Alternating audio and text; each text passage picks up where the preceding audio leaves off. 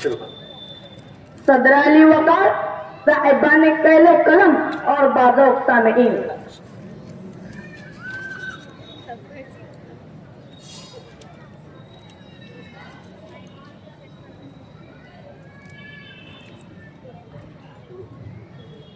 صدر علی وقار صاحبان قیل و قلم اور بازو سامعین، جلال پادشاہی ہو کہ جمہوری تماشا ہو، جدا ہو دین سیاست سے تو رہ جاتی ہے چنگے دی۔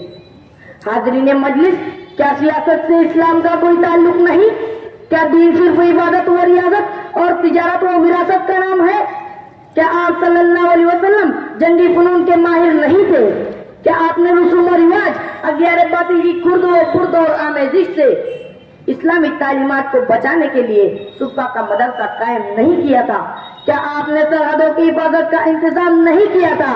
کیا آپ نے مسجد نبی کو شہر کے قلب میں عبادت، سیاست، تربیت، ثقافت، قیادت اور تعلیم کا مرکز نہیں بنایا تھا؟ مگر ہماری ذاتی مفادات کی سیاست، عہدے اور شہرت کے حریص کی سیاست، نفس پرستی و خواہشات کی سیاست، جس میں بزدلی، چاپلوسی، تہمات، جھوٹے پروپیگنڈے، عیاری و مکاری اور چرم زبانی جیسے ناصور نے اسلامی سیاست و فراست کو پسے پشت ڈال دیا۔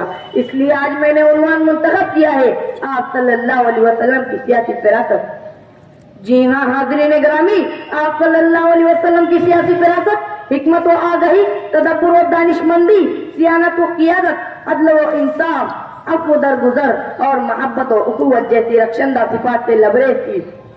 آپ کی رگ رگ میں سیاسی فراست کا لہو سرگردہ تھا۔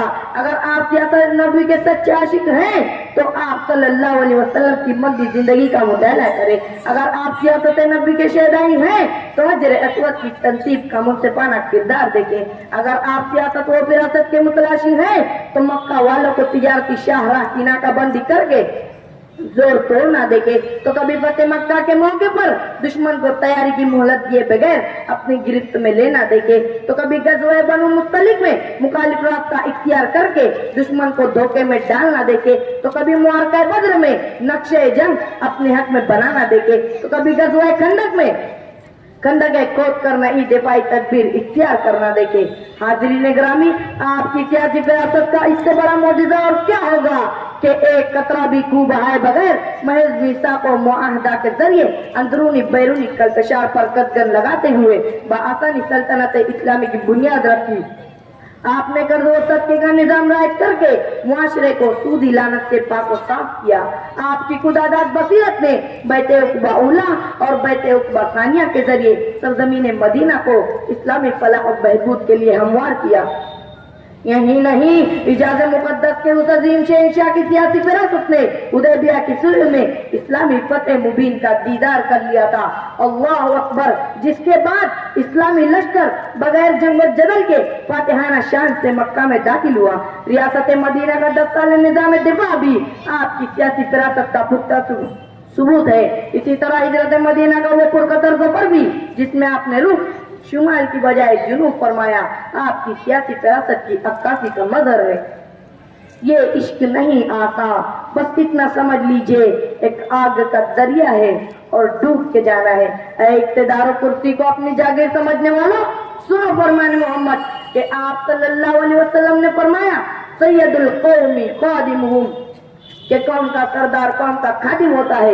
یہاں طلب اقتدار کی ہوس میں عصبیت اور پارٹیوں کی طرفداری کا بیج نہیں بویا جاتا اور نہ ہی جھوٹے پروپیگنڈے اور تہمات کے ذریعے اختلاف و انتشار کا بازار گرم کیا جاتا ہے، بلکہ نظام مواقعات کا تسلسل قائم کر کے المسلم اخو المسلم کا درس دیا جاتا ہے۔ یہاں خیانت اور چوری کے جرموں میں پاور و پوزیشن نہیں دیکھی جاتی، بلکہ ارشاد عالی ہوتا ہے کہ اگر فاطمہ بنت محمد بھی چوری کرے تو اس کا بھی ہاتھ کاٹا جائے گا۔ یہاں عہدے، خاندان، عصبیت اور مالداری کی بنیاد پر تقسیم نہیں ہوتے، بلکہ زہد و تقوی، علم و دانش اور فہم و فراست کی بنیاد پر تقرر ہوتا ہے۔ یہاں مسجدوں اور تعلیمی اداروں کی امانتیں گبن کر کے جیبیں نہیں بھری جاتی، بلکہ حلف الفضول کے ذریعے غریبوں، مسکینوں اور ناداروں کی مدد کی جاتی ہے۔